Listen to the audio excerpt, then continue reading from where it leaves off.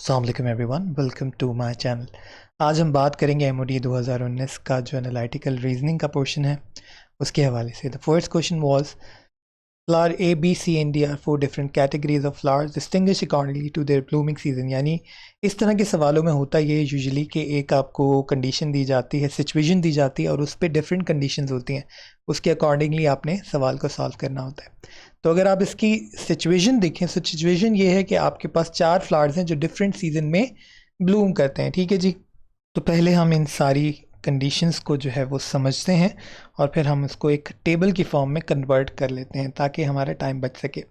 अब फ्लावर ए और बी जो है वो ब्लूम करता है विंटर और समर में। ठीक है, तो फ्लावर ए पर हैं विंटर में और समर में, और बी भी जो है वो विंटर में और समर में। इसी तरह फ्लावर सी एंड डी जो है वो ब्लूम करता है ऑटम और स्प्रिंग में। तो बी जो है वो सी जो है वो ऑटम में भी और स्प्रिंग में भी, और डी जो है वो ऑटम में भी और स्प्रिंग में भी। फिर थर्ड कंडीशन है कि flower B and C bloom in spring and winter. तो बी जो है वो स्प्रिंग में भी और विंटर में भी, बी जो है वो स्प्रिंग में भी और विंटर में भी। इसी तरह सी भी जो है वो स्प्रिंग में भी और विंटर में भी। ठीक है जी। और डी के लिए है ए और डी जो है वो समर एंड ऑटम में। ए जो है वो समर में भी और ऑटम में भी, और डी जो है वो समर में भी और ऑटम में भी। ये फिगर बनाने के बाद आपका ऑलमोस्ट जो है वो 50% काम तो हो जाता है। अब देखें हम सवाल कितनी आराम से सॉल्व करेंगे। विच flower Bloom in autumn winter and summer. तो कौन सा फ्लावर है जो ऑटम विंटर और समर में ब्लूम कर रहा है? ऑटम विंटर एंड समर में फ्लावर ए जो है वो हमारा ब्लूम कर रहा है, तो इज द राइट आंसर। ठीक है, autumn summer and winter. Then second question is the flower which bloom in autumn winter and spring. Autumn winter and spring, autumn winter and spring, ये रहा। ऑटम विंटर एंड स्प्रिंग में flower C जो है वो हमारा bloom करता है, तो C is the right answer. The flower which blooms in spring winter and summer, spring winter and summer, B. B जो है वो आपका स्प्रिंग में भी है, विंटर में भी है और समर में भी है, तो B is the right answer. ठीक है, यानी ऑप्शन डी। ठीक है, स्प्रिंग विंटर समर। ठीक है, उसके बाद the flower which does not bloom in spring is. Spring में आए, स्प्रिंग में ए ब्लूम नहीं करता, तो A is the right answer in flower A. The flower which does not bloom in summer is. Summer में कौन सा flower जो है वो ब्लूम नहीं करता? समर में आपका सी जो है वो ब्लूम नहीं करता, तो C is the right answer. इसी तरह 26 जो है वो है कि विच flowers Bloom in spring and summer both. Spring and summer both, तो आप यहाँ देखें स्प्रिंग और समर में आपका एक तो डी है और दूसरा बी है, तो बी एंड डी यानी option D is the right answer. इन सवालों में आपको एक कंडीशन, एक सिचुएशन दी जाती है और डिफरेंट कंडीशंस दी जाती हैं। ठीक है, तो आपने उस सिचुएशन को समझने के लिए डिफरेंट कंडीशंस के अकॉर्डिंग जो है वो अपनी जो भी अंडरस्टैंडिंग है उसको देखते हुए सवाल सॉल्व करने होते हैं। ठीक है, a teacher asked the class to draw diagrams of 4 shapes namely rectangle, square, circle and triangle in a single class and has the following restrictions.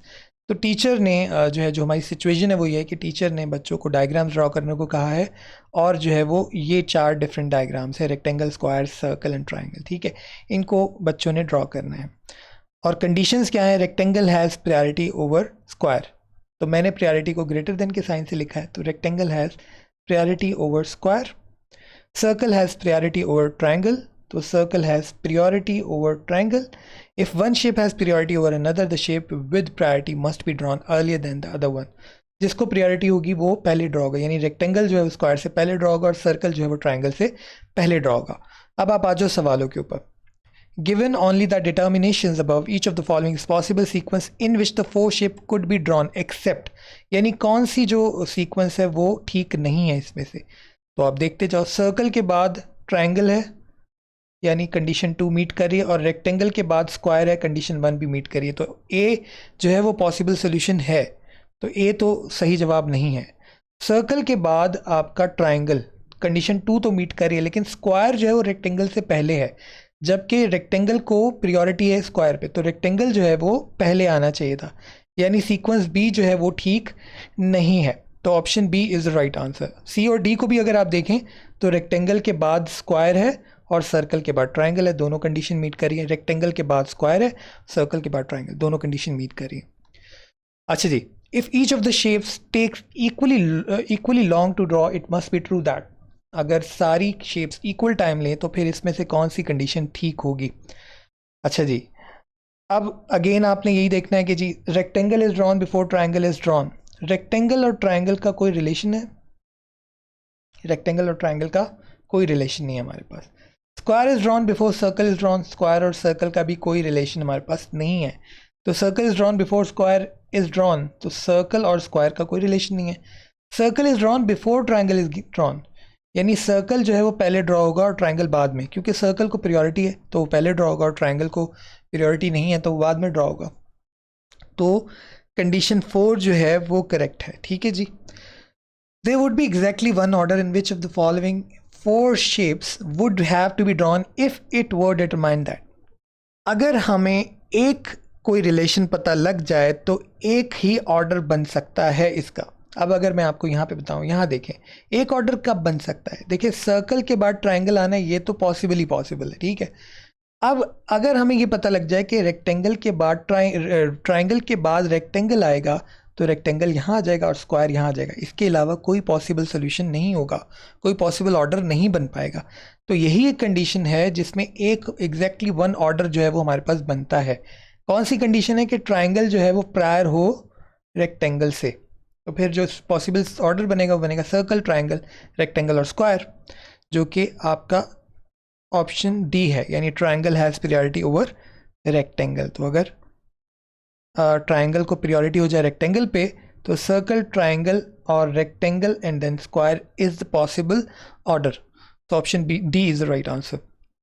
अच्छा जी, फिर 37 से 40 तक आते हैं ना। Game 6 very small balloons coloured violet, pink, blue, green, yellow and orange are to be place on 6 different small tables. अच्छा जी, 6 कलर है, 6 टेबल्स हैं, उस पर हमें डिफरेंट कलर्स को पुट करना है, ये हमारी सिचुएशन है।